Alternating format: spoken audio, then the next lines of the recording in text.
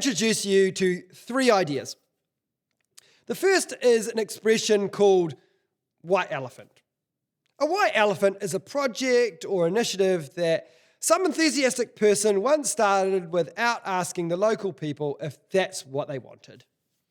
Things like digging a well in a location that everyone knows is cursed, or donating tractors to poor farmers but not supplying mechanical assistance or spare parts. White elephants are embarrassing monuments, sometimes literally like heaps of rusty tractors in a field, to good intentions and bad assumptions.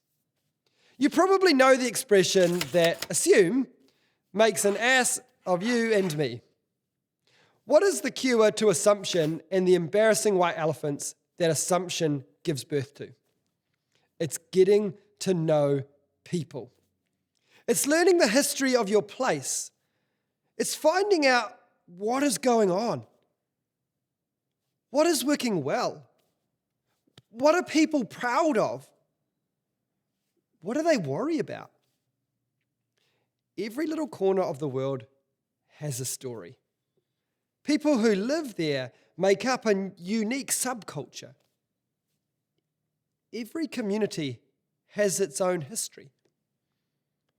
There will have been heroes and villains, pioneers and misfits. There will be important organizations and businesses.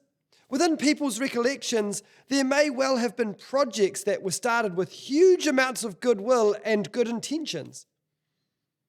Your community might even have its own mini language with words and expressions that only people of that community know and use.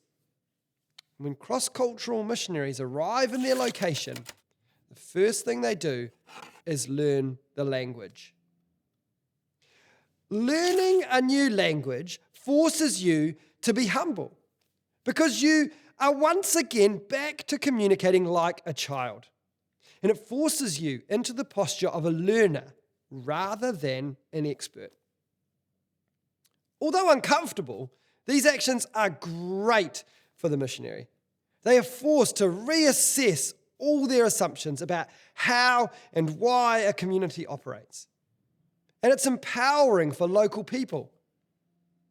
Everyone loves being an expert, and being consulted makes people feel valued and important. Spending time on all this learning can seem counterintuitive for the missionary. All that learning takes a considerable amount of time. Our task orientation means that we are often just itching to get started on building something, doing something. And then there are all those people back home they're praying and they're giving financially and they're supporting them. It'll sound way better in the newsletter to say, oh, I've started this really awesome project and then I'm spending heaps of time chatting to people. But the time and effort spent learning is so worth it. Being in a hurry to set something up is never a good idea. It's worth it because it makes local people feel valued and consulted. And it means that whatever initiative the missionary ends up involved in will be far less likely to be a white elephant. How about you? You could probably speak the language of your community pretty well. But do you know the story and the history of your community? Do you know what your neighbours need?